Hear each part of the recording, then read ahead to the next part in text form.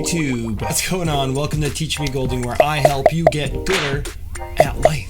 Today I'm going to be talking to you guys about being a teacher and how much money teachers make. This is a new series that I'm going to be starting where I'm going to be interviewing people of different professions. We're going to be talking about what it takes to become that profession and how much money people make. This is generally something that people don't like to talk about because it's a little bit awkward, but I figured, hey, somebody's got to sacrifice and actually ask some of these tough questions so then you can creep anonymously on YouTube and learn a thing or two. It's going to be awesome. This video, not only am I going to be breaking down how much I make, but I'm also going to be sharing some insight as to what it's like to be a teacher, some of the good things and some of the bad things. Let's go.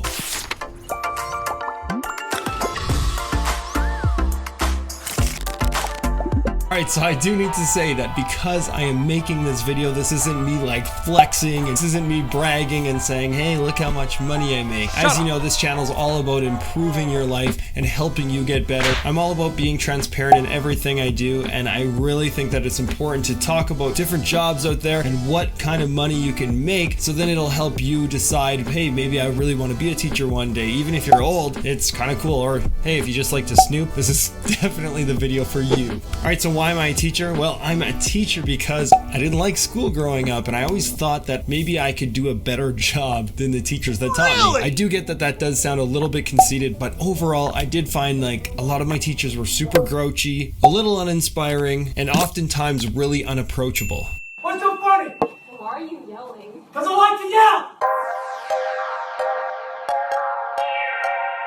Thought was maybe if I could make school a little more fun for students, they might actually enjoy it. How do you become a teacher? You become a teacher by going to a university, and you can either transfer by getting a degree and going into education, or you can find programs that have direct entry into education. What are some of the good things about being a teacher?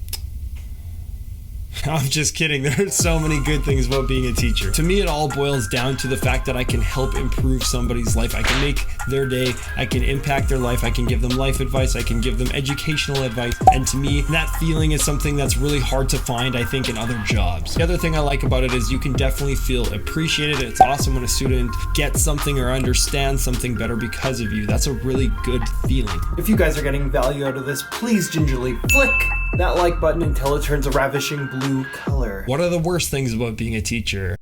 Okay, no, don't get me wrong, I'm not one of those teachers that just complains and makes a list and is grouchy and stuff like that. There's honestly not a lot of bad things about being a teacher. Please. I don't like a couple things. I don't really like marking, especially essays, and I hate doing report cards. We always have to write something good, we have to write something bad, and a next step of improvement, and the whole process is really tedious and takes a long time. You have to do this 4 times a year.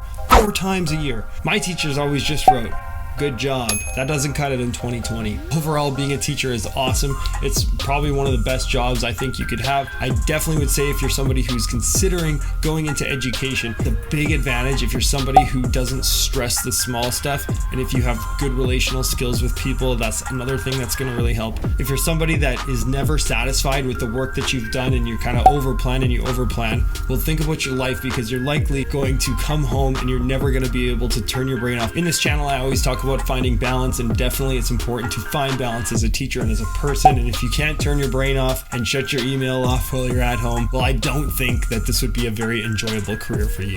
Let's talk money, because that's why we're all here. And welcome to all the people who just skip to this point. It's important to know that being a teacher is not going to make you rich. It's also not going to make you poor, unless you're an American teacher in some of those states that don't appreciate teachers at all. That would suck.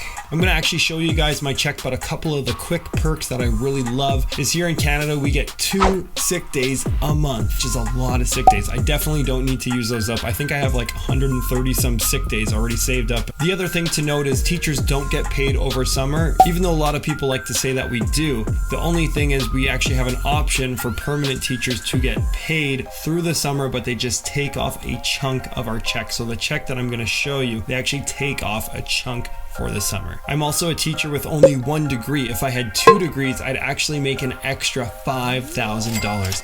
All right, so here's my most recent check, and as you guys can see, I've got 136.5 sick days saved in the bank. That's a huge blessing to have those just in case something bad does happen, and a lot of other jobs don't give sick days. Prior to deductions, my earnings is actually just above $8,000, which sounds like a lot, and it is, but I'm gonna show you that actually I lose a lot of money to taxes and pension and random other fees. So in Canada, we pay a lot more taxes because we have things like healthcare and bad roads that always need fixing and other things like that. So I lose $2,000 just to taxes. I also lose about $800 to pension, which is a lot of money to go to pension. But the good thing about this is when I retire after 30 years, I'm going to be getting over $4,000 per month to live on. A lot of jobs nowadays don't actually offer a pension, so that's where it's really good to actually learn about investing your money and choosing safe avenues for your money to go to. Check this video out here just in case you need some ideas. You're gonna want to have a lot of money when you retire, a lot. A whole bunch of other little fees that don't really matter, don't really mean much, and I'm not gonna bore you guys and explain that. There's also this 12-month deferral fee, which you guys can see here, and that takes off $800. So that just goes into kind of a side savings thing, and then I end up getting paid 2 checks in July and August, and that's my summer pay. If you're a teacher, I highly recommend doing this because you can actually enjoy your summers and you don't really feel guilty not working in the summer. I love having the summers off and I really value that time off. After factoring in all my deductions, I lose about half of my check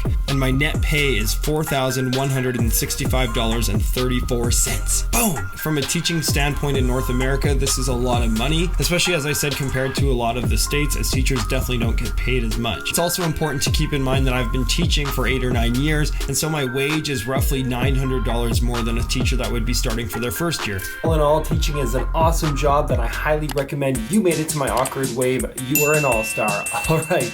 Thanks so much for watching. Please like if you have not liked yet. Let's go.